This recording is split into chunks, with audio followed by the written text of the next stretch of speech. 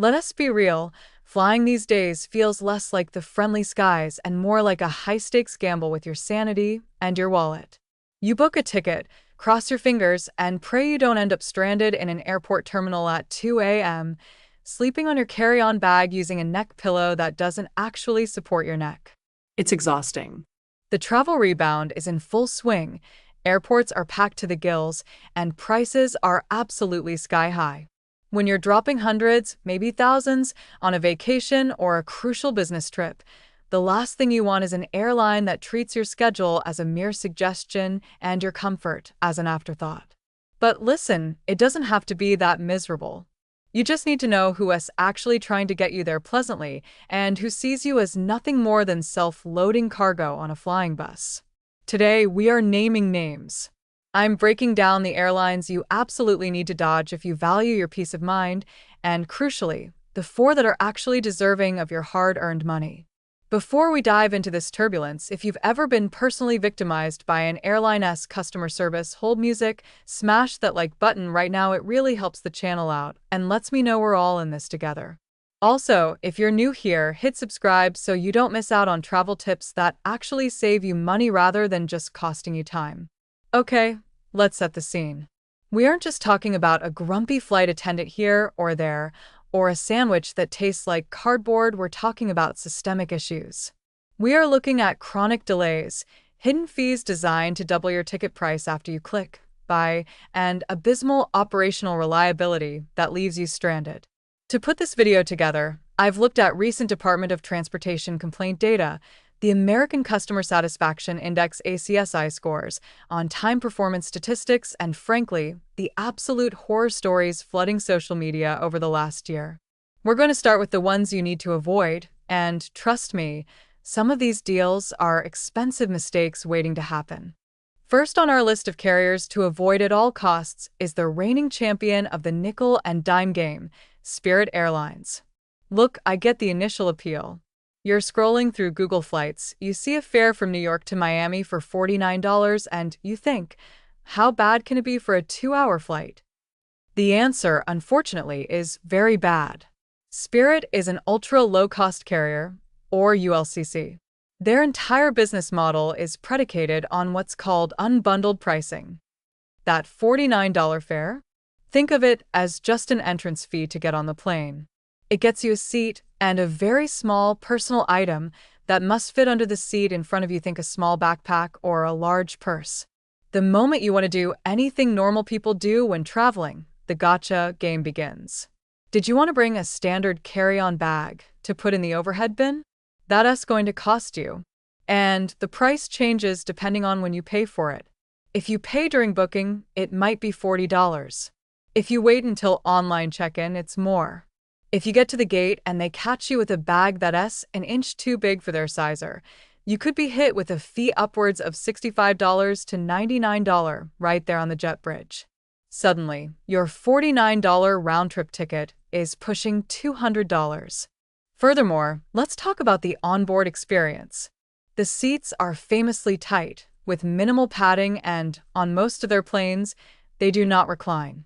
They are pre-reclined, which is marketing speak for permanently upright and uncomfortable.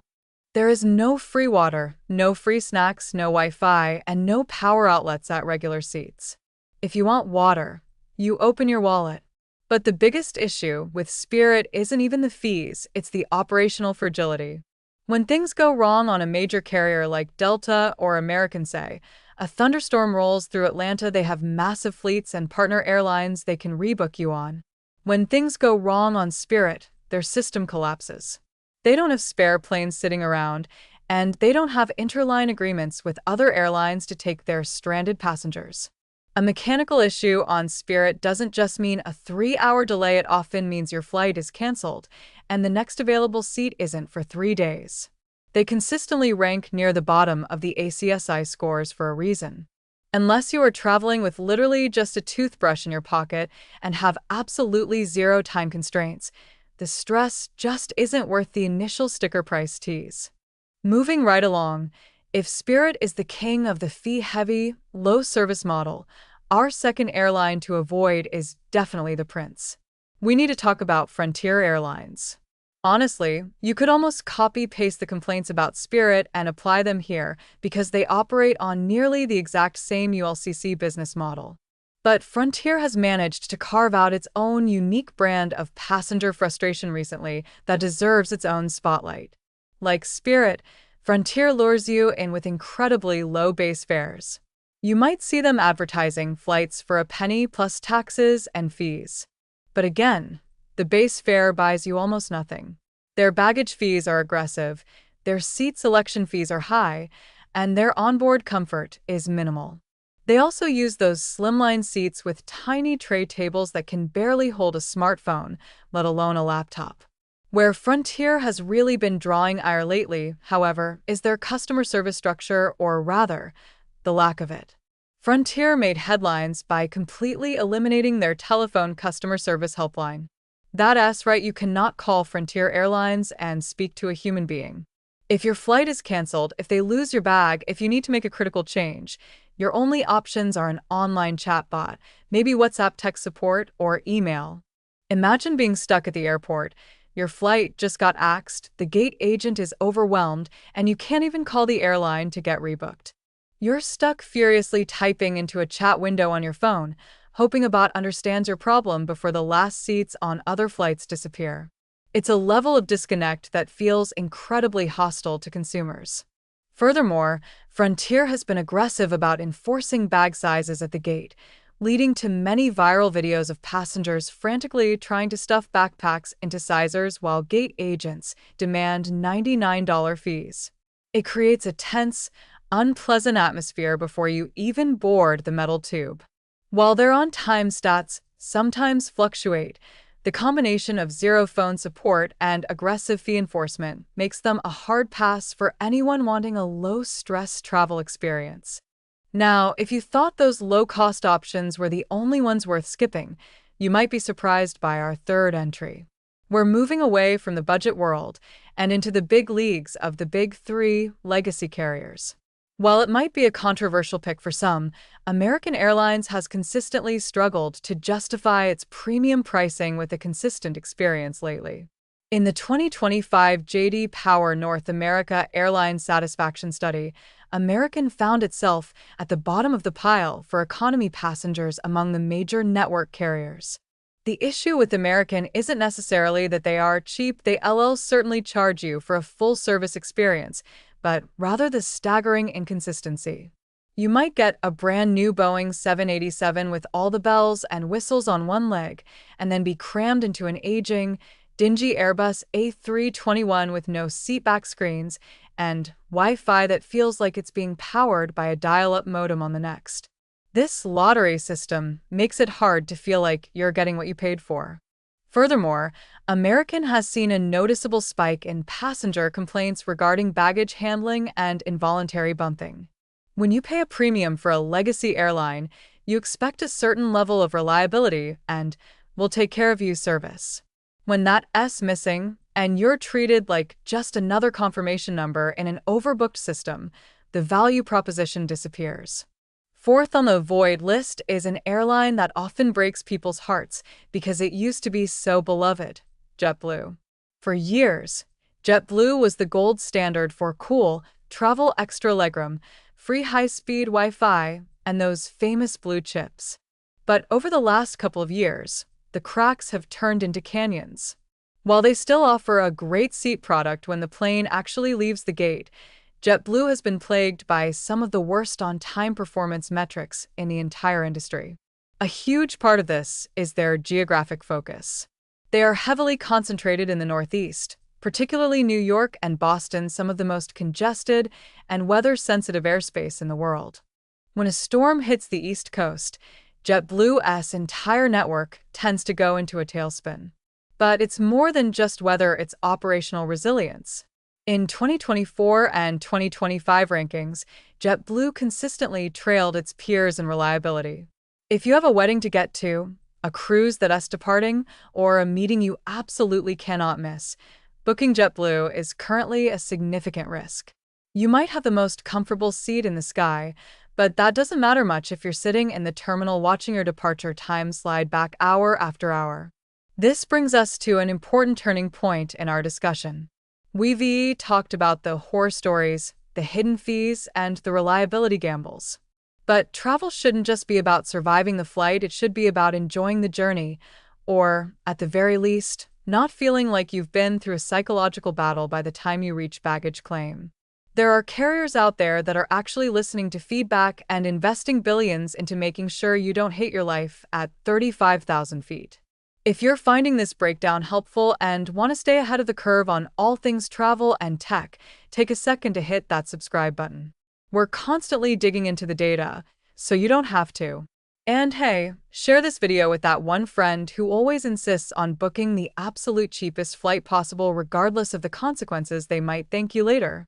Now, let us talk about the airlines that are actually worth your money. These are the carriers that have prioritized the passenger experience, doubled down on reliability, and managed to maintain a level of service that makes the big three look a little shaky. Our first worth it airline is one that has undergone a massive redemption arc over the last couple of years: Southwest Airlines. I know some of you are thinking back to that massive holiday meltdown a few years ago that left millions stranded.